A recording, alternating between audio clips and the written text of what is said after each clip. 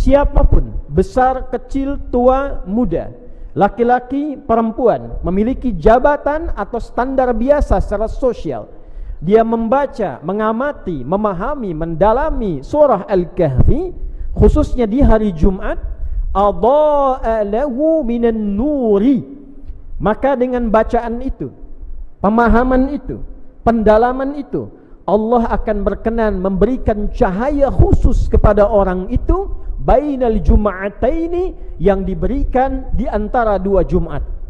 Siapapun yang mengamalkannya, siapapun yang mempraktekkan ayat-ayatnya sesuai dengan kebutuhan hidupnya, maka Allah berjanji mengangkat hidupnya dalam kemajuan, kecerahan, dan peradaban-peradaban terbaik dalam kehidupan. Satu ayat saja diamalkan isinya, menjadi muslim yang sejati dan kembali mendapatkan hidayah Allah sebagai muslim yang sesungguhnya. Nur bainal jum'ataini. Dalam bahasa Arab, maksiat disebut dengan zulmun, kegelapan. Sebab setiap orang berbuat maksiat, tertutup hatinya, gelap matanya, hilang cahayanya. Dalam bahasa Arab, sulit yang sangat, masalah yang pekat, kesulitan yang berat dalam pekerjaan, di rumah tangga, itu pun disebut dengan kegelapan.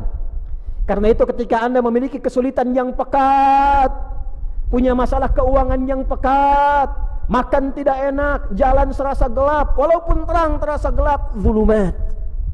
Apa solusinya? Nur.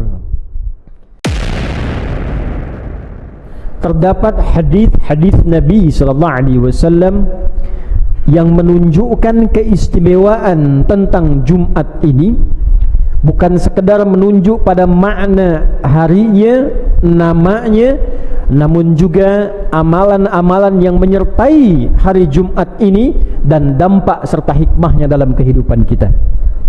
Di antara amalan yang istimewa, yang hikmah amalan itu dapat memberikan cahaya setiap pekan bagi kehidupan setiap umat Islam, tersebut dalam satu hadis Nabi SAW, didokumentasikan oleh Imam Al-Hakim An-Naisaburi dalam kitabnya nomor hadis 3392, tersambung sanadnya pada sahabat mulia Abu Sa'id Al-Khudri radhiyallahu ta'ala anhu dari Nabi sallallahu alaihi wasallam qala haddatsana qala Rasulullah sallallahu alaihi wasallam, man qara'a suratal kahfi fi yaumil jumu'ati adha'a lahu minan nuri bainal jum'ataini. Nabi SAW pernah menyampaikan satu amalan terkait dengan Jumat. Man qara'a, siapapun yang membaca. Man ismun mausulun yadullu 'alal fardiyatil 'ammiyah. Kata sambung konjungsi menunjuk pada subjek, terkadang objek. Jadi ketika kita ditunjuk oleh Nabi sebagai objek, tapi diangkat status kita menjadi subjek untuk mengerjakan satu amalan. Apa amalannya ya Rasulullah? Qara'a surat Al-Kahfi fi yaumil jumu'ati, yang membaca, mendalami surah Al-Kahf di hari Jumat. Jadi ada hadis-hadis terkait dengan fadilah surah Yasin, ada hadis-hadis terkait dengan surah Al-Kahf. Siapapun, besar, kecil, tua, muda, laki-laki, perempuan, memiliki jabatan atau standar biasa secara sosial, dia membaca, mengamati, memahami, mendalami surah Al-Kahfi, khususnya di hari Jumat, adha'a lahu minan nuri, maka dengan bacaan itu, pemahaman itu, pendalaman itu, Allah akan berkenan memberikan cahaya khusus kepada orang itu bainal jum'ataini, yang diberikan di antara dua Jumat. Artinya jika ada yang membaca, memahami, mendalami di Jumat ini, Allah akan berikan nur kepadanya sampai Jumat depan. Di Jumat depan dia baca, diberikan lagi nur sampai Jumat berikutnya. Hadisnya status sahih dan diriwayatkan bahkan oleh Imam Al-Hakim An-Naisaburi dalam kitabnya Al-Mustadrak. Al-Mustadrak artinya yang disusulkan derajat kualifikasi hadisnya pada standar Al-Bukhari dan Muslim. Imam Al-Bukhari menghimpun hadis standarnya ketat, Tidak semua hadis bisa dihimpun. Beliau meninggal, muridnya Imam Muslim dengan standar Imam Al-Bukhari menghimpun hadis kembali. Imam Muslim tak mampu menghimpun seluruhnya. Beliau meninggal, maka muncullah Imam Hakim An-Naisaburi dari Naisabur, mengambil syarat keduanya, mencari hadis yang belum dikumpulkan keduanya dengan syarat Imam Al-Bukhari dan Muslim, maka diberi nama kitab yang disusulkan Al-Mustadrak, nomor hadis 3392. Di antara hadis dengan status sanad sahih setara dengan Al-Bukhari dan Muslim adalah hadis yang disampaikan tadi dari Abu Sa'id Al-Khudri radhiyallahu taala anhu. Hadirin rahimani wa rahimakumullah. Ada apa dalam surat Al-Kahf? Mengapa diberikan nur? Apa itu nur? Hadirin, nur di dalam Al-Quran disebutkan sebanyak 45 kali. Seluruhnya disebutkan dalam bentuk kata benda, bahkan menjadi nama satu dari 114 surah dalam Al-Quran. Surah ke-24, surah An-Nur. Dari 45 penyebutan kata An-Nur ini, dibagilah oleh para ulama setelah pendalaman, pemaknaan, pengkajian, menjadi 12 kualifikasi makna. 45 penyebutan menunjukkan kepada 12 makna. 12 inilah yang dimaksudkan cahaya yang diberikan kepada orang-orang yang membaca surah Al-Kahf, memahaminya, mendalaminya, memaknainya dan mengamalkan isinya, maka dia akan mendapatkan 12 cahaya ini dari setiap hari yang dia bawa, setiap pekan bertemu ke pekan berikutnya. Apakah 12 cahaya ini?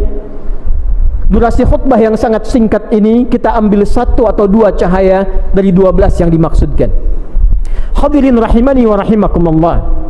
Kata nur bila disebutkan dalam Al-Quran, maka kata para ulama termasuk sanadnya tersambung pada sahabat mulia turjumanul Quran, pakar Al-Quran yang langsung didoakan oleh Nabi sallallahu alaihi wasallam, yang bahkan anak pamannya yaitu Abbas bin Abdul Muttalib radhiyallahu taala anhuma, maka beliau memiliki anak bungsu bernama Abdullah, dikenal dengan Abdullah bin Abbas radhiyallahu taala anhuma, punya kediaman di balik pintu yang sangat indah untuk memasuki tawaf di samping Bukit Safa. Pintu inilah yang menjadi pintu sunnah saat kita akan memulai tawaf. Hadirin rahimani wa rahimakumullah.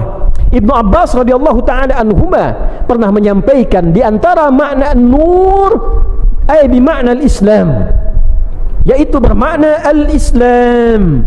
Namun apa kaitan dengan surah Al-Kahf?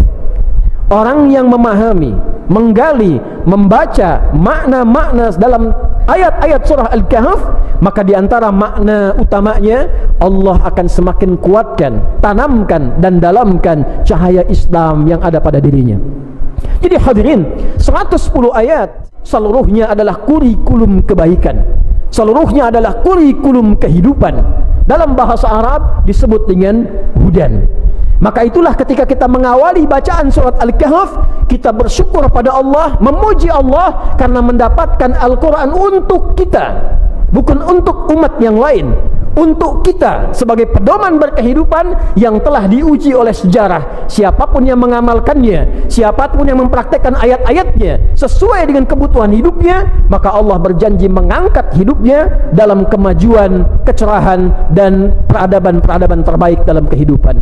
Alhamdulillahilladzi anzala ala abdihil kitaba wa lam yaj'al lahu iwaja. Terima kasih ya Allah, hamba bersyukur kepadamu yang telah memberikan mukjizat kepada Nabi Muhammad sallallahu alaihi wasallam, hambamu, yaitu Al-Quran sebagai mukjizat tertinggi.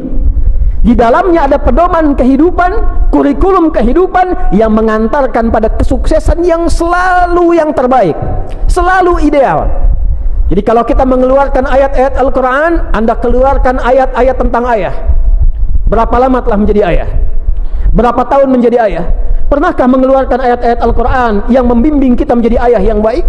Keluarkan ayatnya, praktekkan isinya, maka Al-Quran jamin walam yaj'al lahu iwaja, Anda akan menjadi figur seorang ayah yang paling ideal, yang terbaik dalam kehidupan rumah tangga Anda. Sebagai seorang suami, pernahkah mengeluarkan ayat-ayat Al-Quran yang terkait dengan bimbingan menjadi suami yang baik? Anda yang hadir di Jumat ini, di masjid ini, yang pedagang, pengusaha, pebisnis, yang birokrat dengan segala jabatannya, pernahkah mengeluarkan ayat Al-Quran terkait dengan aspek pilihan kehidupan kita itu? Berapa banyak Anda yang berdagang mengeluarkan ayat-ayat tentang bimbingan berdagang yang benar, mencari rezeki yang benar? Tidak ada satu pun orang Islam dari zaman Nabi, setelah Nabi wafat, zaman sahabat, zaman tabi'in, tabi'ut tabi'un yang mempraktekkan ayat-ayat dagang ketika profesinya menjadi seorang pedagang, kecuali dia sukses di bidangnya.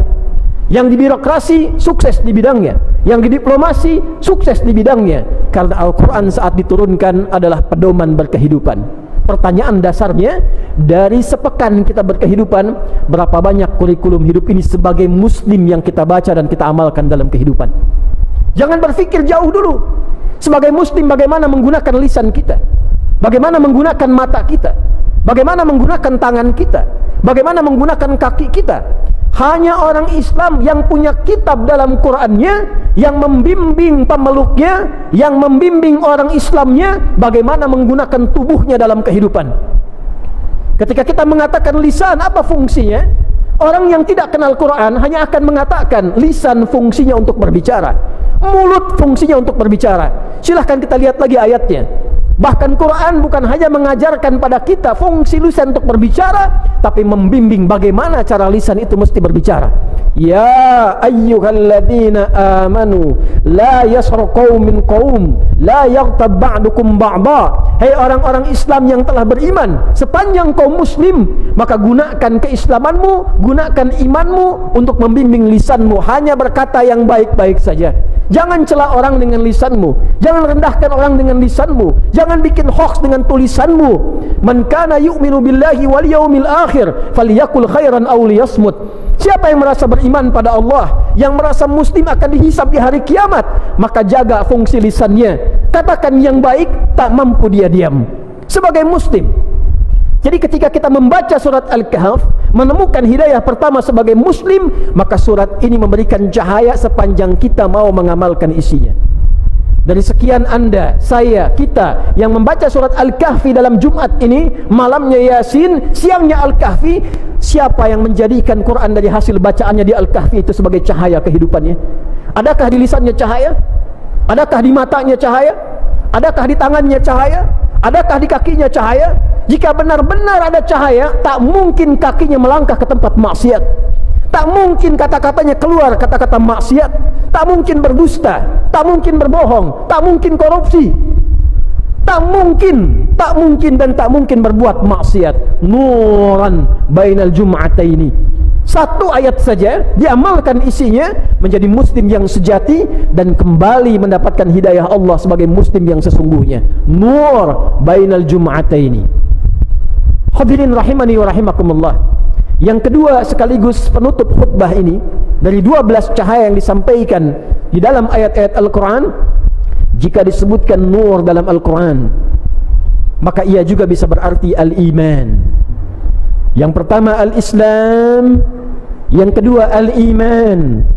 Lalu para ulama mengutip contoh Al-Baqarah ayat 257, ketika Allah subhanahu wa ta'ala berfirman, Allahu waliyul ladzina amanu yukhrijuhum minadh-dhulumati ilan nur walladzina kafaru awliya'uhumut taghut yukhrijunahum minan nuri iladh-dhulumat ulaika ashabun nari hum fiha khalidun.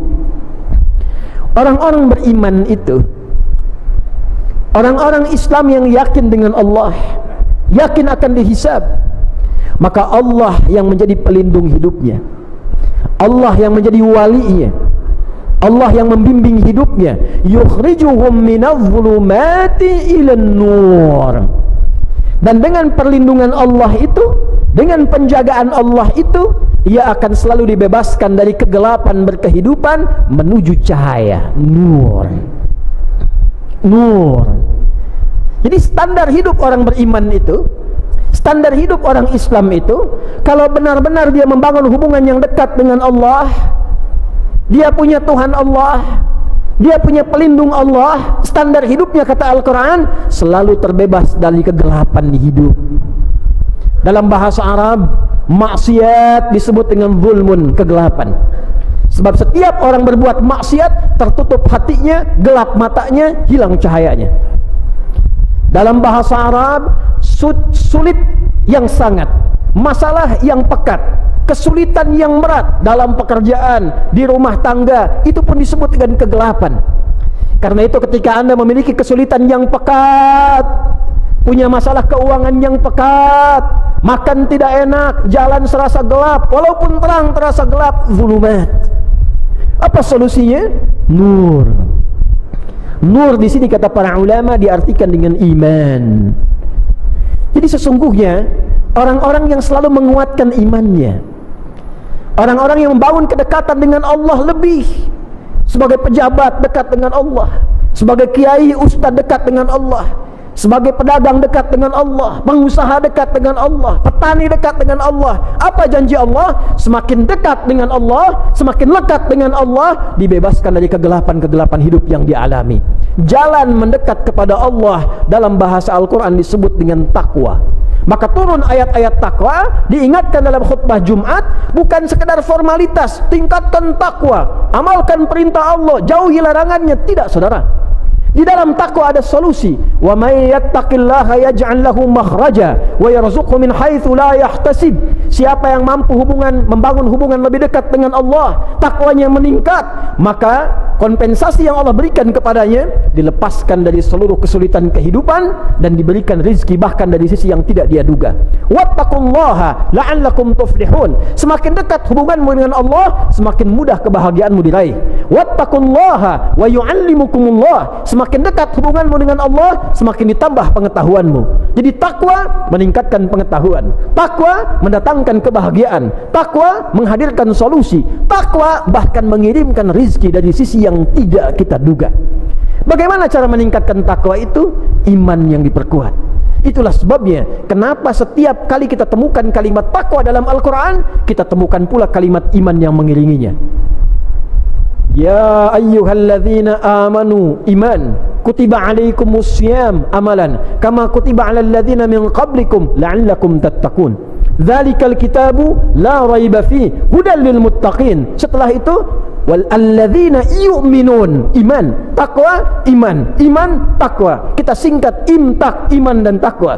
Kenapa penting meningkatkan iman? Supaya takwa lahir. Kenapa takwa itu penting untuk lahir? Supaya mudah hidupnya, dapat solusi, meningkat derajatnya, sukses dan bahagia dalam kehidupannya. Di surat Al-Kahf ditunjukkanlah kepada kita persoalan-persoalan kehidupan yang kadang butuh penguatan iman. Tidak selesai hanya dengan ilmu, tidak selesai hanya dengan kedudukan. Jadi jika Anda seorang pejabat, menterikah, sekjenkah, dirjenkah, atau jabatan-jabatan utamakah, sedang punya masalah, tak selesai dengan kedudukan Anda, tak selesai dengan kepintaran Anda, tak selesai dengan pengaruh Anda, coba dicek, barangkali ada bagian iman yang perlu dioptimalkan untuk menyelesaikan masalah kehidupan itu. Jika di rumah tangga belum cukup menyelesaikan masalah Anda dengan istri di rumah, harta sudah banyak, kedudukan tinggi, tapi masalah nggak selesai-selesai, coba dicek, mungkin bukan kurang tinggi kedudukannya, bukan kurang banyak hartanya, kurang meningkat takwanya, hubungan dengan Allahnya kurang. Termasuk masalah kompleks, bila di bangsa ini masalah tak usai-usai, tiap hari bertumbuh kembang persoalan, banyak masalah kompleks, ekonomi, masalah hukum, masalah politik, tak pernah tuntas, padahal yang pintar banyak, sumber daya alam banyak. Coba dicek, mungkin takwanya yang belum tumbuh dalam setiap anak bangsa ini. Walau anna ahlal qura amanu wattaqau lafatahna alaihim barakatim minas samai wal ard. Kalau Allah satu penduduk negeri mampu meningkatkan imannya dan takwanya kepada Allah, dibukalah pintu keberkahan di langit dan di bumi ini. Untuk menutup itu semua, maka dicontohkanlah persoalan-persoalan peningkatan iman dari anak-anak muda yang dikejar mempertahankan iman sampai ke goa, dan akhirnya dia membuka peradaban. Ada dua orang pejabat, satu kaya, punya pengaruh banyak, hartanya melimpah. Dari ayat 32 sampai ayat 44 itu berdialog dengan orang biasa yang punya iman, punya takwa. Apa yang terjadi? Dia bangga dengan jabatannya, bangga dengan kekayaannya, bangga dengan asetnya. Orang ini hanya berkata, bukankah semua itu Anda datang dengan tak punya? Siapa yang memberikan? Bukankah Allah? Akan lebih bagus bila harta ini disertai dengan kedekatan Anda dengan Allah. Bila jabatan ini disertai dengan sujud anda kepada Allah, bila karunia ini disertai dengan tawakal anda kepada Allah, yang akan mengabadikan harta ini sampai anda kembali kepada Allah Subhanahu wa ta'ala. Ternyata dia abai, dia bangga dengan jabatannya, dia bangga dengan kedudukannya, dia banggakan hartanya. Tiba-tiba Allah melipat keadaannya, hancur keadaan hartanya, habis kebunnya, habis asetnya, dan di akhir dia mengatakan, duhai, kenapa dulu aku tidak membangun hubungan baik dengan Allah? Maka Allah tampakkan dari mana asalnya dan kemana dia berakhir. Hadirin, itulah di antara dua cahaya yang kita tampilkan dalam khutbah Jumat ini, walaupun singkat namun mudah-mudahan padat, yang dengan itu diharapkan bagus membaca surat Al-Kahf. Setidaknya ada pahala dalam bacaan, tapi lebih bagus pahami setiap ayatnya, pahami setiap kisahnya, dan praktekkan dalam kehidupan kita, supaya kita mendapatkan bimbingan dalam setiap pekan Jumat ke Jumat dan menjadi muslim yang sejati apapun status kehidupan yang kita bawa. Mudah-mudahan yang pertama, kita menjadi orang Islam yang baik, Islam yang sejati, mempraktekkan keislaman seutuhnya. Dan yang kedua, dengan status muslim itu, mari bangun hubungan kepada Allah dengan cara yang lebih baik, yang dengan itu mudah-mudahan kita dikembalikan pada keadaan yang terbaik, diberikan solusi dalam kehidupan, dan dimudahkan untuk mencapai harapan kemuliaan yang kita dambakan. Barakallahu li wa lakum fil Qur'anil azim, wa nafa'ani wa iyyakum bima fihi minal ayati wa dhikril hakim, wa taqabbala minni wa minkum tilawatahu innahu huwas sami'ul alim. Ud'ullaha yastajib lana wa lakum jami'an. Hadirin, menutup khutbah ini, mari kita berdoa dengan kekhusyuan hati kita. Mudah-mudahan dengan doa ini segala kebaikan yang kita harapkan dikabulkan oleh Allah Subhanahu wa ta'ala, dan inti dari khutbah ini mampu kita amalkan dalam kehidupan kita, sehingga kita mendengar, kita menyimak, kita paham, kita amalkan, dan kita dihisab kelak di hadapan Allah Subhanahu wa ta'ala. Qala ta'ala, inna Allah wa malaikatahu yusalluna 'alan nabi ya ayyuhalladzina amanu sallu 'alaihi wa sallimu taslima. Allahumma salli wa sallim wa barik ala habibikal karim rasulikal mustafal amin nabiyyina wa sayyidina Muhammadin wa ala alihi wa sahbihi ajma'in. Allahumma nahmaduka hamdan syakirin, hamdan na'imin, hamdan yuwafi ni'amahu wa yukafi'u mazidah. Ya Rabbana lakal hamdu wa lakal syukru kama yanbaghi li jalali wajhikal karim wa li 'azimi sultanik. Rabbana la tada' lana fi maqamina hadha wa fi kulli maqamin dhanban illa ghafarta. Ya Allah, jika ada satupun jamaah hari ini menunaikan Jumat datang bergumur dosa, jangan biarkan dia meninggalkan masjid ini kecuali Engkau telah gugurkan dan hapuskan seluruh dosa-dosanya. Wala hamman illa farajtah, jika ada yang datang membawa kegelisahan, jangan biarkan satupun hambamu pulang meninggalkan masjid ini kecuali Engkau telah tenangkan keadaan hatinya. Wala asiran illa yasartah, jika ada di antara kami yang merasakan kesulitan di pekerjaannya, kehidupan rumah tangganya, kehidupan sosialnya, dengan berkah Jumat ini dan keikhlasannya, ya Allah, angkat dan hilangkan seluruh kesulitannya. Wala maridan illa syafaitah, jika ada yang sakit mohon angkat dan sembuhkan penyakitnya. Wala dainan illa qadaitah, jika ada satupun jamaah yang tengah diliputi oleh utang piutang yang menyulitkan hidupnya, maka mohon limpahkan rizki kepadanya untuk melunasi utang-utangnya. Allahumma hdina ya Allah bikaramika, ya Allah, mohon berikan hidayah kepada kami dengan keutamaanmu, dengan kemuliaanmu, agar kami menjadi pribadi yang lebih baik setelah Jumat ini, ya arhamar rahimin. Waj'al baqiyata hayatina hayatan tayyibah wa akhira wafatina husnal khatimah. Ya Allah, bila pun kami mengalami kehidupan setelah Jumat ini, jadikan lembaran hidup kami lebih baik daripada sebelumnya. Dan bila pun kami mesti wafat di Jumat ini, jadikan akhir hidup kami husnul khatimah. Tawaffana muslimin biqaulina la ilaha illallah Muhammadur Rasulullah wa qaulika ya ayyatuhan nafsul mutmainnah irji'i ila rabbika radiyatan maradiyah fadkhuli fi ibadi wadkhuli jannati. Ya Allah, ringankan lisan kami dalam sakaratul maut kami untuk mengucap kalimat la ilaha illallah Muhammadur Rasulullah, dan mohon jawab ya Allah kalimat kami dengan kalammu. Hei jiwa-jiwa yang tenang, cepat pulang kepadaku.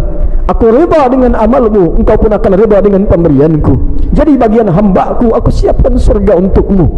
Allahumma ihfadna wa ihfad biladana Indonesia waj'alha baldatan tayyibatan wa anta tardaha wajma wahid su'abaha wajannibha min at-tafraqati ya arhamar rahimin. Ya Allah, mohon jaga negeri kami Indonesia yang kami cintai ini. Jadikan Indonesia negeri yang makmur, yang Engkau ridai, yang jauh dari maksiat. Satukan rakyatnya, jauhkan dari perpecahan ya arhamar rahimin. Wahdi umara'aha wa wuzara'aha wa kullu man fiha minal mas'uliyah ya Allah liyahtadu ila ridaq liyakhaffifu hisabahum yaumal qiyamah.